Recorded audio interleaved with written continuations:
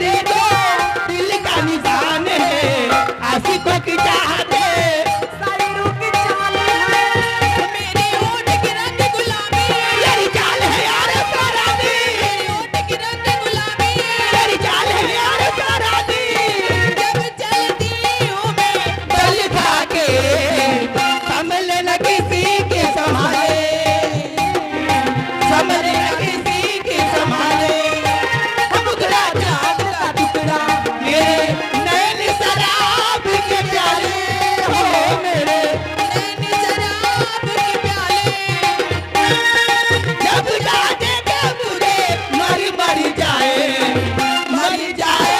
दिल वाले, मर जाए दिल वाले।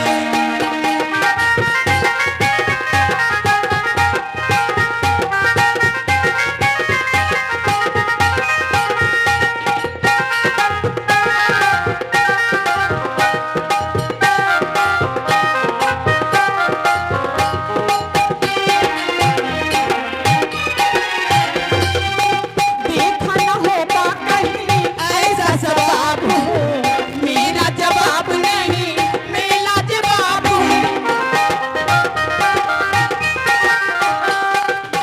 देखा न होगा कहीं ऐसा स्वभाव हूँ, मेरा जवाब नहीं मेरा जवाब हूँ, मेरे होठ की रंग गुलाबी, तेरी चाल है यार शराबी, मेरे होठ की रंग गुलाबी, तेरी चाल है यार शराबी, जब चलती हूँ मैं बल खा के खुली बंद दिलों के ताले,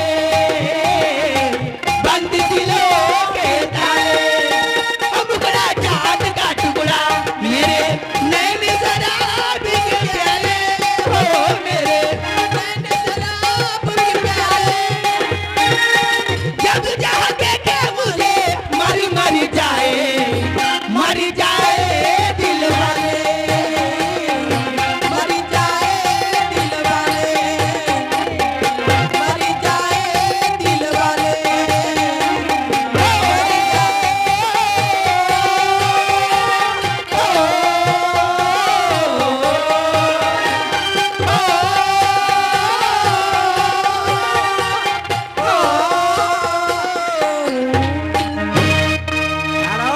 बोला इस गाने का लगा है चोट, चोट तो शिशुपाल पहुना के तरफ से मिला है 10 रुपया का नोट। अच्छा और पहुना शिशुपाल पहुना, ए शिशुपाल पहुना, पूरी बेलन छोड़ दा, तहर पारी तुरा के धान में गइल बिया जाके बान हो।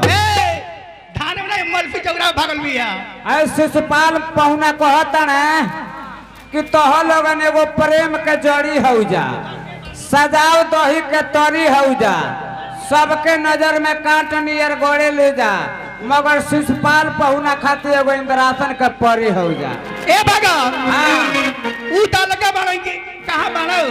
अरे कहीं बारे सुकोरिया ऐसा डबल गियर में मारे के उठ के बैठ जा। कोई दा उनका पानी बुलाओ तारी राखी बना के। ए शिशुपाल पहुना आवत हर दीदिया बोलाओ तारी राखी बांधे के। ए हई लइका आखी मारता। हाय लइका ओ वा देख बाऊ का छोट मत देख, ई छोटका साझे से तबर तोर आंख मारता। ए बाबू अब हन बतिया बाड़ जुआइल नहीं ख, तहरा नियर सबे खुखुआइल नहीं खे। अरे एक दिन पेरा जइबा कान्ना नियरे हरखुआ के मिले में, सबूर कर संतोष कर बहिन तहर पर्ची आइल नहीं खे। अरे बाबू तो पे काम नहीं चली जा, अपने बाबूजी के भेजो। तहर बाबूजी ना को अपना दादा का धीरे से बोला ले। अरे तेरा दिया है बालम, अरे तेरा दिया है बालम, अरे हम के मुंह बेला कहाँ बड़े शिशुपाल भाई? लुकाई हुकम किनारे ए छगरे कहाँ बड़ो? अरे हम के मुंह बेला, अरे तेरा दिया है बालम, हम के मुंह बेला, तेरा दिया है बालम, हम के मुंह बेला, तेरा दिया है बालम, तेरा दिया है बालम, हम के मुआविला, तेरा दिया है हम के मुआविला, तेरा दिया है बालम, हम के मुआविला।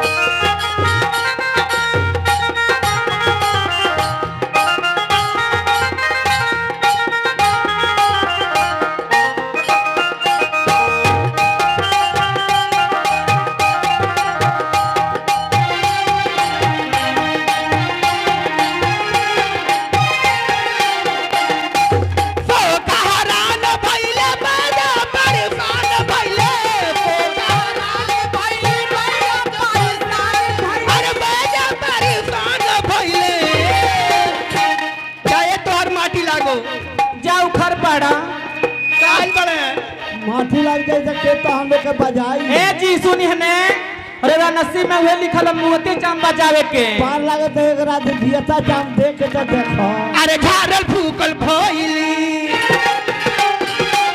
झारल फूकल भइली बरबदिया ए बालम झारल फूकल भइली बरबदिया ए दरदिया बालम दरदिया ए बालम दरदिया ए बालम हमके मुआ देला दरदिया ए